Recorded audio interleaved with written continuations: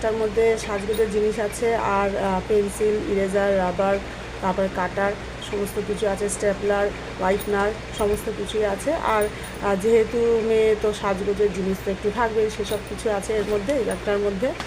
আর আছে এখানে নিয়েছি হচ্ছে এটা একটা রাইস, খাবার কিছু সামান্য কিছুই আমি খাবার নিয়েছি, আর কিছু নিইনি, দেখি যদি কিছু নেওয়া যায়।